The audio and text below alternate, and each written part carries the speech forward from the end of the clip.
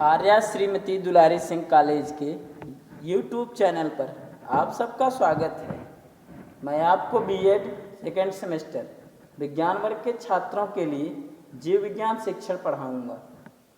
आज हम पाठ 21 पढ़ेंगे। पाठ का शीर्षक है पारतंत्र। आप सभी को इस लेक्चर में पढ़ाए गए पाठ का नोट्स तैयार करना है। तो पिछले वीडियो में हम आपको संतुलित आहार और उत्तम पोषण तथा कुपोषण के बारे में बताए थे। आज पारतंत्र के बारे में बताएंगे। तो चलिए शुरू करते हैं। आज का टॉपिक है पारतंत्र। तो आपको पाठ 21 पारतंत्र के बारे में बताएंगे, यानी इकोसिस्टम के बारे में। तो पारतंत्र जो है, पारतंत्र का अध्ययन पारिस्थितिकी के अंतर्गत किया जाता है। पारिस्थितिकी या पारिस्थितिकी विज्ञान के अंतर्गत किया जाता है। तो पहले हम इकोलॉजी के बारे में समझ लें। तो इकोलॉजी है क्या? तो इसमें होता क्या है कि जो भी जीवधारी है और जीवधारी के जो वातावरण है, यानी जहाँ जिस वातावरण जीवधारी रह रहा है, तो उसके बीच क्या संबंध है, तो उसी के पारस्परिक संबंध के अध्ययन को ही पारिस्थितिकी कहते हैं या पारिस्थितिक विज्ञान कहते हैं। पारिस्थितिकी या पारिस्थितिक विज्ञान जो हैं के अंतर्गत ही पारतंत्र का अध्ययन किया जाता है। तो जीव और उसके वातावरण के पारस्परिक संबंध के अध्ययन को ही पारिस्थितिकी कहते हैं। इकोलॉजी जो है, इस शब्द का प्रयोग ओइकोलॉजी के रूप में किया गया था। तो यह ग्रीक भाषा के दो शब्दों ओइकोस और लोगोस से मिलकर बना है। ओइकोस मीन्स होता है हाउस, तो हाउस यानी घर या आवास, और लोगोस मीन्स होता है स्टडी यानी अध्ययन। यानी अध्ययन किया जा रहा है किसका? आवास का, यानी जीवधारी। तो आवास यहाँ पर क्या है? वातावरण है। तो जीव और उसके वातावरण के बीच क्या संबंध है, इसका अध्ययन, यानी इसी के अध्ययन को ही कहते हैं पारिस्थितिकी। तो अर्नेस्ट हैकेल जो हैं, इन्होंने सन 1869 ईस्वी में पारिस्थितिकी शब्द की पूर्ण व्याख्या की थी। तो व्याख्या यही किया था इन्होंने कि यह दो शब्दों से मिलकर बना है। तो एक ओइकोस और लोगोस से मिलकर बना है। अब बात करते हैं पारिस्थितिकी तंत्र की या पारतंत्र की। तो पारिस्थितिकी तंत्र या पारतंत्र है क्या? तो किसी स्थान विशेष पर पाए जाने वाले जीव और उसके वातावरण के बीच पारस्परिक क्रिया से बनने वाले तंत्र को पारिस्थितिक तंत्र या पारतंत्र कहते हैं। यानी कोई भी स्थान ले लीजिए, मान लीजिए तालाब ले लीजिए या मान लीजिए वन ही ले लीजिए, तो वहाँ पर जो जीवधारी पाए जा रहे हैं, तो तालाब तो मान लीजिए वातावरण हो गया, उसके अंदर जो जीवधारी है, जिससे मछली, मेढक, सर्प, यह सब, तो इनके अब जल से उनका क्या संबंध है, तो इसी को ही, यानी इससे जो भी तंत्र बन रहा है, यानी जितने भी मान लीजिए कि वहाँ पर निर्जीव क्या क्या है, निर्जीव जल है और जल में बहुत सारे कार्बनिक अकार्बनिक पदार्थ घुले हुए हैं, तो और जल में सूर्य का प्रकाश भी पहुँच रहा है, नीचे मृदा है और वहाँ पर बहुत सारे जंतु हैं।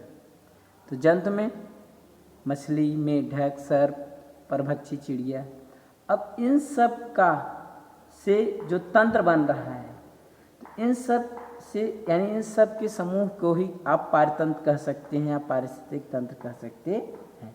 तो बात वही किया जा रहा है कि किसी स्थान विशेष पर पाए जाने वाले जीव और उसके वातावरण के बीच पारस्परिक क्रिया से बनने वाले तंत्र को ही पारिस्थितिक तंत्र या पारतंत्र कहते हैं। तो पारिस्थितिक तंत्र यानी इकोसिस्टम शब्द का प्रयोग सर्वप्रथम एजी टेंसले ने सन 1935 ईस्वी में किया था। तो पारिस्थितिक तंत्र एक खुले तंत्र के रूप में कार्य करता है और यह प्रकृति की क्रियात्मक इकाई के रूप में, चूंकि प्रकृति तो बहुत विशाल है और उस प्रकृति में एक स्थान विशेष लिया जा रहा है और उस स्थान विशेष में जंतु जो हैं निर्जीव हैं, जीवधारी भी हैं और निर्जीव उसका वातावरण है। तो निर्जीव वातावरण के बीच जंतु की क्रियाएं सम्मिलित हो रही हैं, यानी जंतु जो की क्रियाएं संपन्न हो रही हैं, इसलिए यह प्रकृति की क्रियात्मक इकाई के रूप में होता है और पारिस्थितिक तंत्र तो एक खुले तंत्र के रूप में कार्य करता ही है। तो इस प्रकार से हमने यहाँ पर पारिस्थितिक तंत्र यानी पारिस्थितिकी तंत्र के बारे में बताया। और पारिस्थितिक तंत्र का अध्ययन किसके अंतर्गत किया गया? पारिस्थितिकी या पारिस्थितिक विज्ञान के अंतर्गत किया जाता है। तो क्लियर हो गया होगा कि जीव और उसके वातावरण के बीच पारस्परिक संबंध के अध्ययन को पारिस्थितिकी कहते हैं। और पारिस्थितिक तंत्र या पारतंत्र क्या है? किसी स्थान विशेष पर पाए जाने वाले जीव और उसके वातावरण के बीच पारस्परिक क्रिया से बनने वाले, यानी उसके बीच जो पारस्परिक क्रिया हो रही है, जो बनने वाले तंत्र होते हैं, उसी को पारिस्थितिक तंत्र या पारतंत्र कहते हैं। अब बात करते हैं पारतंत्र के प्रकार, यानी पारतंत्र या पारिस्थितिक तंत्र के प्रकार के बारे में। तो पारतंत्र के प्रकार यानी टाइप्स ऑफ इकोसिस्टम, पारतंत्र जो होते हैं इसके यहाँ प्रकार के बारे में, या पारिस्थितिक तंत्र के प्रकार। तो पारतंत्र को निम्न दो भागों में पहले बांटा गया है, एक प्राकृतिक पारतंत्र और एक कृत्रिम या मानव निर्मित पारतंत्र। प्राकृतिक पारतंत्र क्या है? यानी प्रकृति में पाए जाने वाले जो पारतंत्र होते हैं उसी को प्राकृतिक पारतंत्र कहते हैं। कृत्रिम पारतंत्र यानी मानव द्वारा जो निर्मित पारतंत्र होता है उसे मानव निर्मित पारतंत्र कहते हैं। यानी प्रकृति में स्वतः बनने वाले जो पारतंत्र होते हैं उन्हें प्राकृतिक, और मानव द्वारा बनने वाले जो पारतंत्र होते हैं उन्हें कृत्रिम कहते हैं। तो प्राकृतिक पारतंत्र को दो भागों में बांटा गया है, एक जलीय पारतंत्र, एक स्थलीय पारतंत्र। तो जलीय क्या है? जो जल में पाए जाने वाले पारतंत्र होते हैं उन्हें तो जलीय पारतंत्र कहेंगे, और जो स्थल पर पाए जाने वाले पारतंत्र होते हैं उन्हें स्थलीय पारतंत्र कहते हैं। अब जलीय पारतंत्र को भी दो भागों में बांटा गया है, एक तो स्वच्छ जलीय पारतंत्र, एक समुद्री पारतंत्र। तो स्वच्छ जलीय के अंतर्गत कौन से आते हैं? अच्छा, यहाँ पर अगर आप ध्यान देंगे तो स्वच्छ जलीय जो पारतंत्र होता है इसको अलवण जलीय पारतंत्र भी कहते हैं, और समुद्री जो पारतंत्र होता है इसको आप कह सकते हैं लवण जलीय पारतंत्र। तो अगर एक क्वेश्चन आपसे पूछा जा सकता है इसमें कि सबसे बड़ा पारतंत्र क्या होता है, तो जो समुद्र का पारतंत्र होता है सबसे विशाल पारतंत्र होता है। तो क्यों होता है? क्योंकि लगभग 71% तो जो है पृथ्वी पर जल ही पाए जाते हैं, समुद्र ही पाए जाते हैं। तो इसलिए सबसे विशाल जो पारतंत्र होता है वो समुद्री पारतंत्र होता है।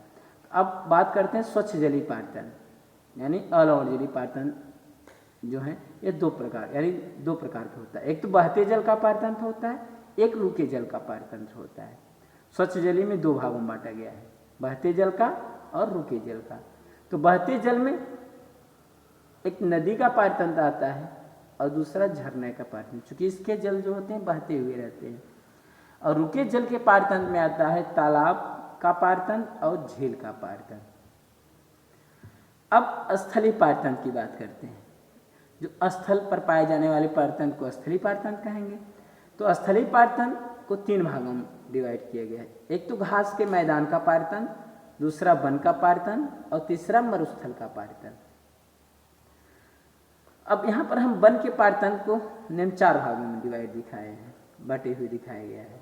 तो वन के पारतंत्र को चार भागों में बांटा गया है, एक उष्णकटिबंधीय पारतंत्र, दूसरा उपोष्ण वन का पारतंत्र, तीसरा शीतोष्ण वन का पारतंत्र और चौथा पर्णपाती वन का पारतंत्र। इस प्रकार से तो यह हो गया प्राकृतिक पारतंत्र।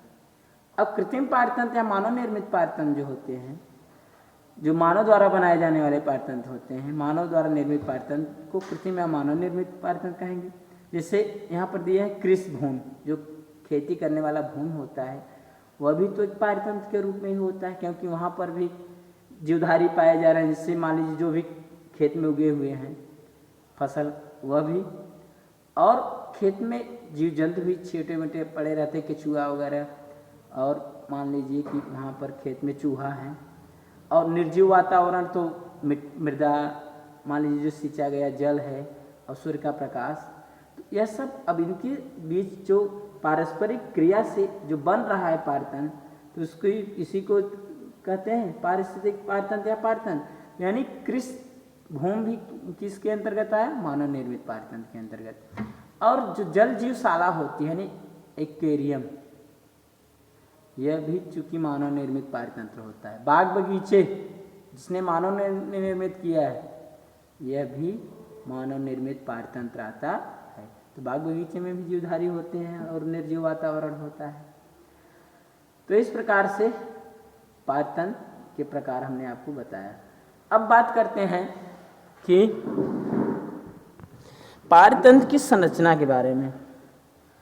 तो पारतंत्र की संरचना या पारतंत्र की कभी कभी क्वेश्चन पूछ सकता है घटक के बारे में भी, यानी पारतंत्र को कितने घटकों में बांटा गया है या पारतंत्र की संरचना का वर्णन कीजिए।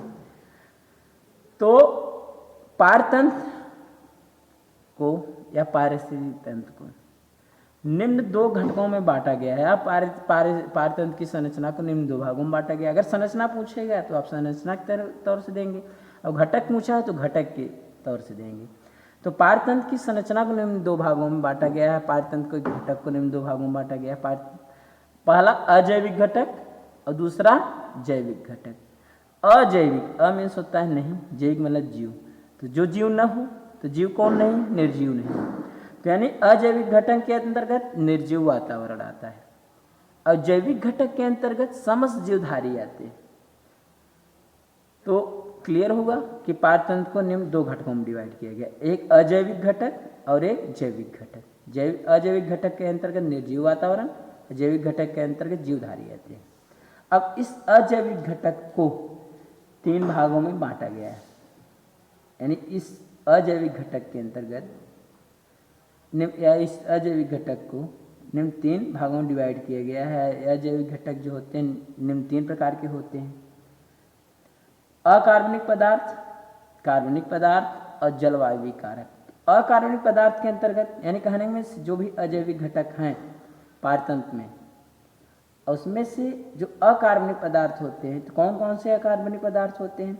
O2, CO2, N2, S2, खनिज लवण। यह सब जो होते हैं पारिस्थितिक तंत्र में पाए जाने वाले अकार्बनिक पदार्थ होते हैं और अकार्बनिक पदार्थ के अजैविक घटक होते हैं। और कार्बनिक पदार्थ में कार्बोहाइड्रेट, प्रोटीन, लिपिड, न्यूक्लिक अम्ल। तो जो पारतंत्र में पाए जाने वाले कार्बोहाइड्रेट, प्रोटीन, लिपिड और न्यूक्लिक अम्ल होते हैं, यह कार्बनिक पदार्थ होते हैं। और कार्बनिक पदार्थ जो होते हैं अजैविक घटक के होते हैं कार्बनिक पदार्थ। जलवायु कारक, तो जो जलवायु से संबंधित कारक होते हैं जैसे प्रकाश, ताप, वर्षा, नमी, यह सब जो होते हैं जलवायु कारक के अंतर्गत आते हैं। और जलवायु कारक के अंतर्गत तो हैं ही, और यह भी अजैविक घटक है। अब जैविक घटक की बात करते हैं। तो जैविक घटक को 3 भागों में डिवाइड किया गया है, उत्पादक, उपभोक्ता और अपघटक। उत्पादक यानी जो उत्पादन करे, तो जितने भी हरे पौधे होते हैं या प्रकाश संश्लेषी जीव, चूँकि प्रकाश संश्लेषण द्वारा यह किसका निर्माण करते हैं? भोजन का निर्माण करते हैं। इनको तो उत्पादक कहते हैं। जितने भी प्रकाश संश्लेषी जीव होते हैं जैसे हरे पौधे जो कि प्रकाश संश्लेषण द्वारा भोजन का निर्माण करते हैं, इनको उत्पादक कहेंगे। उपभोक्ता समस्त जंतु होते हैं। तो अब पारतंत्र में पाए जाने वाले उत्पादक जैविक घटक के अंतर्गत, अब उपभोक्ता भी किसके अंतर्गत आ रहे हैं? जैविक घटक के। तो समस्त जंतु जो होते हैं ये उपभोक्ता होते हैं। उपभोग करने वाले को उपभोक्ता कहेंगे। तो किसका उपभोग करते हैं? प्रत्यक्ष अथवा अप्रत्यक्ष रूप से उत्पादक का उपभोग करते हैं। जितने भी जंतु होते हैं वो किसी न किसी माध्यम से अपना भोजन तो पौधे से ही प्राप्त करते हैं, यानी उत्पादक से ही प्राप्त करते हैं। तो उपभोक्ता को निम्न 3 भागों में डिवाइड किया गया है, एक प्राथमिक उपभोक्ता, दूसरा द्वितीयक उपभोक्ता और तीसरा तृतीयक उपभोक्ता। प्राथमिक उपभोक्ता कौन है? शाकाहारी जंतु जैसे गाय, भैंस, ऊंट, बकरी, जो कि सीधे उत्पादक से भोजन प्राप्त करता है या हरे पौधे से भोजन प्राप्त करता है। द्वितीयक उपभोक्ता के अंतर्गत मांसाहारी जंतु आते हैं जैसे छिपकली, मेढक, गिरगिट, चिड़िया। अब यह अपना भोजन तो इस प्राथमिक उपभोक्ता का शिकार करके प्राप्त करते हैं, यानी शाकाहारी जंतुओं का शिकार करके अपना भोजन प्राप्त करते हैं। इनको द्वितीयक उपभोक्ता कहेंगे। और तृतीयक उपभोक्ता में उच्च मांसाहारी आते हैं। तो उच्च मांसाहारी जंतु आते हैं जैसे सर्प, बाज, शेर, चील आदि। यह सब क्या करते हैं? यह अपना भोजन इन मांसाहारी जंतुओं का शिकार करके प्राप्त करते हैं। तो अब केयर करिएगा, तो प्राथमिक उपभोक्ता, द्वितीयक उपभोक्ता, तृतीयक उपभोक्ता, यह जैविक घटक के अंतर्गत आए। उत्पादक भी जैविक घटक के अंतर्गत, क्योंकि जीव हैं हरे पौधे, और उपभोक्ता भी जैविक। अब घटक भी किसके अंतर्गत आते हैं? जैविक घटक। क्योंकि अपघटन करने वाले जीवधारी को अपघटक कहेंगे। तो अपघटन कौन करते हैं? अपघटन करना मतलब जो जटिलतम पदार्थ होते हैं उनको सरलतम पदार्थ में तोड़ देने वाले को अपघटक कहेंगे। तो सूक्ष्म जीव जो होते हैं जैसे जीवाणु, कवक, प्रोटोजोआ, यह क्या करते हैं? जैसे जंतु और पौधे जब मर जाते हैं तो इनके मृत शरीर को के जो जटिलतम पदार्थ होते हैं उनको सरलतम पदार्थों में तोड़ देते हैं, इनको अपघटक कहेंगे। तो अपघटक क्या करते हैं? अगर जटिलतम पदार्थों को सरलतम पदार्थों में तोड़ देते हैं तो वह जो सरलतम पदार्थ होते हैं मृदा में मिल जाते हैं। फिर इसके बाद हरे पौधे जो होते हैं अब क्या करते हैं कि मृदा से जो होते हैं उनको जल और जल के साथ खनिज लवण के रूप में जो है कार्बनिक पदार्थ या अकार्बनिक पदार्थ जो होते हैं ग्रहण करते हैं। अब बात करते हैं खाद्य श्रृंखला की, फूड चेन की। होता क्या है? फूड चेन है क्या? तो किसी पारिस्थितिक तंत्र में एक जीव द्वारा दूसरे जीव को भोजन के रूप में ग्रहण करने की क्रमबद्ध श्रृंखला को खाद्य श्रृंखला या आहार श्रृंखला कहते हैं। जिसे अगर आप केयर कर लीजिएगा, यहाँ पर हम आपको घास के मैदान के पारिस्थितिक तंत्र में खाद्य श्रृंखला दिखा रहे हैं। तो यहाँ पर अगर आप केयर करेंगे तो किसी पारिस्थितिक तंत्र में, तो पारिस्थितिक तंत्र क्या हो गया? घास का मैदान। इसमें एक जीव द्वारा दूसरे जीव को भोजन के रूप में ग्रहण करने की जो क्रमबद्ध श्रृंखला होती है, देखिए अगर केयर करिएगा, यहाँ टिड्डा किसको खा रहा है? घास को। मेढक किसको खा रहा है? टिड्डा को। ये सर्प किसको खा रहा है? मेढक को। तो अब इसी को अगर आप केयर करेंगे तो इसी को कहेंगे खाद्य श्रृंखला। यानी किसी पारिस्थितिक तंत्र में एक जीव द्वारा दूसरे जीव को भोजन के रूप में ग्रहण करने की ही क्रमबद्ध श्रृंखला क्या कहते हैं? खाद्य श्रृंखला या आहार श्रृंखला कहते हैं। अब इसी प्रकार एक और उदाहरण आपको दिखा रहे हैं। अब ध्यान दीजिए कि यहाँ पर हम आपको तालाब के पारिस्थितिक तंत्र में खाद्य श्रृंखला दिखाए हैं। शैवाल जो है कि ये प्रकाश संश्लेषी जीव, इनको खाते हैं कीट या लार्वा, जो सूक्ष्म कीट लार्वा है। फिर कीट लार्वा से भोजन प्राप्त करता है मेढक, फिर मेढक से बड़ी मछली। अगर आप ध्यान दीजिएगा तो शैवाल तो क्या है? उत्पादक है। प्राथमिक उपभोक्ता कीट और लार्वा जो कि शाकाहारी है। द्वितीय उपभोक्ता यानी मेढक जो कि मांसाहारी। और फिर इसके बाद बड़ी मछली क्या होती है? उच्च मांसाहारी।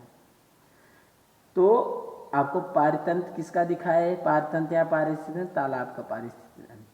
अब इस तालाब पारिस्थितिक तंत्र में आप देख रहे हैं कि एक जीव द्वारा दूसरे जीव को भोजन के रूप में जो ग्रहण करने की क्रमबद्ध श्रृंखला हो रही, यही होती है आहार श्रृंखला या खाद्य श्रृंखला। कुछ बातें और आप ध्यान दीजिएगा। एक खाद्य श्रृंखला में ऊर्जा खाद्य स्तरों के सभी जीवों में होकर एक सीधी रेखा प्रवाहित होती है।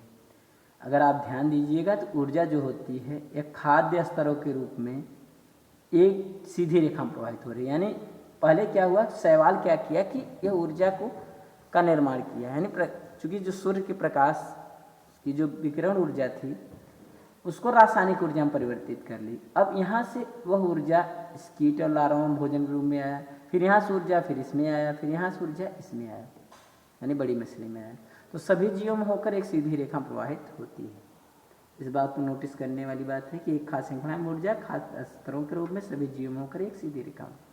इस प्रकार खाद्य श्रृंखला या आहार श्रृंखला विभिन्न प्रकार की जीवधारियों का वह क्रम है जिसके द्वारा एक पारिस्थितिक तंत्र में खाद्य पदार्थों के रूप में ऊर्जा का प्रवाह एक ही सीधी दिशा में होता है। यानी आपको एक परिभाषा और मिल गया यहाँ पर खाद्य श्रृंखला का कि खाद्य श्रृंखला या आहार श्रृंखला विभिन्न प्रकार की जीवधारियों का वह क्रम है जिसके द्वारा एक पारिस्थितिक तंत्र में, चूंकि पारिस्थितिक तंत्र तालाब को मान लीजिए, अब यहाँ पर क्या हो रहा है? बहुत सारे जीवधारी हैं और जीवधारियों का एक पूरा क्रम है जिसमें खाद्य पदार्थों के रूप में ऊर्जा का प्रवाह एक दिशा में होता है। अथवा आप कह सकते हैं खाद्य श्रृंखला में कि वह श्रृंखला जो किसी पारिस्थितिक तंत्र में सौर ऊर्जा के प्रवाह के पथ को प्रदर्शित करती है। आपको हमने पहले बताया कि ऊर्जा कहाँ पर शैवाल को मिली? सबसे पहले सोलर एनर्जी मिली, वही सौर ऊर्जा ही। अब सौर ऊर्जा के ही प्रवाह के पथ को प्रदर्शित करता है, आहार श्रृंखला कहलाता। और भी बातें क्लियर कर लीजिए कि किसी भी खाद्य श्रृंखला के लिए हरे पौधे सूर्य के प्रकाश की ऊर्जा को रासायनिक ऊर्जा में बदलकर खाद्य पदार्थों का निर्माण करते हैं। ये तो पहले ही हमने यहाँ बताया। अतः हरे पौधे उत्पादक होते हैं। यहाँ पर अगर आप केयर करिए तो ये शैवाल क्या है? सोलर एनर्जी को अपने अंदर जो होते हैं रूपांतरित किया किस रूप में, रासायनिक ऊर्जा में, यानी जो विकिरण ऊर्जा थी सूर्य के प्रकाश की उसको रासायनिक ऊर्जा में परिवर्तित, रासायनिक ऊर्जा के रूप में परिवर्तित कर लिया, यानी ग्लूकोज का निर्माण किया। अब हरे पौधे उत्पादक है। फिर खाद्य पदार्थों का स्थानांतरण शाकाहारी जंतुओं में, कीट लार्वा शाकाहारी जंतु, फिर मांसाहारी जीवों में फिर अब होता है। तो शाकाहारी जीव प्राथमिक उपभोक्ता, मांसाहारी जीव द्वितीय उपभोक्ता अथवा तृतीय उपभोक्ता होते। अब खाद्य जाल की बात करते हैं, फूड वेब की है क्या, नाम से ही क्लियर हो जाइए। यहाँ पर खाद्य श्रृंखला थी, अब अनेक खाद्य श्रृंखला होगी तो बनेंगे खाद्य जाल। तो पारिस्थितिक तंत्र में खाद्य श्रृंखलाएं पारस्परिक रूप से संबंधित होकर एक जटिल जाल जैसी रचना का निर्माण करते हैं, जिसे खाद्य जाल कहते हैं। यानी कहने मीन्स यहाँ पर कोई, चूंकि जो पारिस्थितिक तंत्र है, मान लीजिए कहीं का है पारिस्थितिक तालाब का या वन का, उस पारिस्थितिक तंत्र में कई खाद्य श्रृंखलाएं हैं और कई खाद्य श्रृंखलाएं मिलकर के एक जटिल जाल जैसी रचना का निर्माण करें, उसी खाद्य जाल कहेंगे। इस प्रकार आप कह सकते हैं कि खाद्य जाल में पारिस्थितिक तंत्र के सभी जीवों के बीच संबंध स्थापित करती है। जो खाद्य जाल होती है, क्योंकि खाद्य जाल में चूंकि कई पारिस्थितिक तंत्र रहते हैं, तो जितने भी जीवधारी होते हैं उनके जीव के बीच संबंध स्थापित करता है खाद्य जाल। यानी खाद्य जाल पारिस्थितिक तंत्र के लगभग सभी जीवों के बीच संबंध स्थापित करता है, जिसमें ऊर्जा का प्रवाह एक दिशी प्रवाह तो होता ही है, लेकिन अनेक पथों द्वारा होता है। ऊर्जा का प्रवाह तो एक दिशी होगा, लेकिन इसका जो रास्ता होगा उससे कई होंगे, अनेक पथों के भी हम आपको संरचना दिखा दे रहे हैं, आप देखेंगे। तो आप यहाँ पर ध्यान दीजिए कि एक थोड़ा सरल खाद्य जाल हमने आपको दिखाया है। तो यहाँ पर पौधे, अब यहाँ देखिए अगर अनेक जो होती हैं खाद्य श्रृंखला है, एक खाद्य श्रृंखला इस पर केयर करिएगा, पौधा, चूहा, बाज, पौधे को खाया चूहा और चूहे को खाया बाज। दूसरा अगर यह तो फर्स्ट इसको मान लीजिए, सेकंड आप पौधा, चूहा, सर्प, बाज, सेकंड आहार श्रृंखला। फिर थर्ड अगर आप केयर करिएगा तो पौधे, कीट, मेढक, सर्प, बाज, इसको मान लीजिए थर्ड हो गया। अब फोर्थ की बात अगर मान लीजिए करिए तो पौधे, खरगोश, बाज, फोर्थ खाद्य श्रृंखला। तो अब यहाँ पर हमने आपको चार खाद्य श्रृंखला बताया और चारों का एक दूसरे से अगर आप केयर करिए पारस्परिक संबंध है। तो हमने आपको दिखाया ना कि एक जो खाद्य अनेक जो होती है आहार श्रृंखला या खाद्य श्रृंखला जो होती है वह पारस्परिक संबंधित होकर के एक जटिलतम जाल का निर्माण करती है, जिसे खाद्य जाल कहते हैं। और इस खाद्य जाल में हमने आप बताया कि ऊर्जा का प्रवाह तो एक दिशी हो ही रहा है, लेकिन अनेक पथों द्वारा होता है। अब बात थोड़ा सा कर रहे हैं पोषण स्तर या पोषण रीत क्या होती है, ट्रैफिक लेवल क्या होता है। तो किसी भी पारिस्थितिक तंत्र के खाद्य श्रृंखला के उत्पादकों एवं विभिन्न श्रेणी के उपभोक्ताओं में ऊर्जा भोज्य पदार्थ के रूप में संचित होता है, जिसे पोषण स्तर या पोषण रीत कहते हैं। यानी किसी भी पारिस्थितिक तंत्र में जो खाद्य श्रृंखला के उत्पादक होते हैं और विभिन्न श्रेणी के उपभोक्ता होते हैं, यहाँ उत्पादक की भी बात करेंगे, और विभिन्न श्रेणी के उपभोक्ता में ऊर्जा भोज्य पदार्थ रूप में संचित होता है, इसे पोषण स्तर या पोषण रीत कहते हैं। तो जो हरे पौधे होते हैं यह क्या करते हैं, सूर्य के प्रकाश की जो विकिरण ऊर्जा होती है उनको रासायनिक ऊर्जा में परिवर्तित कर लेते हैं। यानी फिर इसका यानी कहने में यह क्या करते हैं, प्रकाश संश्लेषण द्वारा भोजन का निर्माण करते हैं। इन्हें उत्पादक कहते हैं, चूंकि ये सूर्य की प्रकाशीय ऊर्जा को या विकिरण ऊर्जा को रासायनिक ऊर्जा में परिवर्तित किए। इन्हें प्राथमिक पोषीय स्तर कहेंगे, पोषण स्तर कहते हैं। फिर इसके बाद जो शाकाहारी जंतु होते हैं हरे पौधे से भोजन प्राप्त करते हैं, तो चूंकि अब ये प्राथमिक उपभोक्ता कहलाते हैं। और पारित तंत्र के क्या होते हैं, द्वितीय पोषीय स्तर होते हैं। फर्स्ट में तो हरे पौधे में आया, भोजन के रूप में संचित हुआ, भोज्य पदार्थ संचित हुआ, यानी ऊर्जा के रूप में भोज्य पदार्थ संचित हुआ। सेकंड जो है शाकाहारी, इनको द्वितीय पोषीय स्तर कहेंगे। अब फिर शाकाहारी को भोजन रूप में ग्रहण करता है मांसाहारी, ये तो द्वितीय उपभोक्ता है, लेकिन अगर इनका स्तर देखेंगे तो यह तृतीय पोषीय स्तर होते हैं। फिर सर्वोच्च मांसाहारी जो होते हैं ये तृतीय उपभोक्ता होते हैं, जो कि मांसाहारी से अपना भोजन प्राप्त करते हैं, लेकिन पारतंत्र के चतुर्थक पोषीय स्तर होते हैं। अब बात करते हैं ऊर्जा चक्र की, एनर्जी साइकिल की। एनर्जी साइकिल है क्या, तो अब ऊर्जा चक्र क्या है, एनर्जी साइकिल है क्या, थोड़ा सा इसमें आपको केयर करना है कि ऊर्जा चक्र है क्या। चक्र तो आपको मालूम है कि जहाँ से चले वहाँ पहुँचे। तो अब पारिस्थितिक तंत्र में ऊर्जा बाहरी स्रोतों से प्रवेश करती है। आपको हमने बताया कि सूर्य की जो ऊर्जा होती है वही पारिस्थितिक तंत्र में प्रवेश कर रही है। यानी अगर आप से क्वेश्चन पूछ लिया गया कि जो होते हैं ऊर्जा के स्रोत कौन से, पारतंत्र में ऊर्जा के जो होते हैं प्राथमिक स्रोत क्या है, तो सूर्य का प्रकाश होता है। तो किसी भी चाहे जहाँ ले लीजिए, चाहे जिस भी पारिस्थितिक तंत्र में ऊर्जा का जो प्राथमिक स्रोत होता है वो सूर्य का प्रकाश ही होता है। तो पारिस्थितिक तंत्र में ऊर्जा बाहरी स्रोतों से प्रवेश करती है और अपने पूरे घटकों में चलती है। उदाहरण के लिए सूर्य से ऊर्जा पौधे, सूक्ष्म जीवों और जानवरों के माध्यम से बहती है। एक पारिस्थितिक तंत्र में ऊर्जा चक्र अपघटन के साथ समाप्त होती है और फिर प्रक्रिया नए सिरे से शुरू होती है, क्योंकि लास्ट में अपघटन होता है, फिर प्रक्रिया नए सिरे से। उदाहरण आप यहाँ पर उदाहरण ध्यान दीजिए। वन के पारिस्थितिक तंत्र में प्राथमिक उत्पादक जैसे पेड़, घास और अन्य पौधे सौर ऊर्जा को रासायनिक ऊर्जा में बदलने के लिए प्रकाश संश्लेषण करते हैं। इतना बात तो क्लियर होगा। एक उदाहरण हम आपको ऊर्जा चक्र का दिखा रहे हैं, बता रहे हैं इसमें कि वन का पारिस्थितिक तंत्र ले लीजिए। उस पारिस्थितिक तंत्र में प्राथमिक उत्पादक जैसे पेड़, घास और अन्य पौधे सौर ऊर्जा को रासायनिक ऊर्जा में बदलने के लिए प्रकाश संश्लेषण करते हैं। यह ऊर्जा जो प्रकाश संश्लेषण के माध्यम से बनाते हैं फिर प्राथमिक उपभोक्ताओं को स्थानांतरित कर दी जाती है। तो प्राथमिक उपभोक्ताओं मीन्स शाकाहारी जंतुओं को, जैसे गाय, भैंस, बकरी, भेड़, ये सब।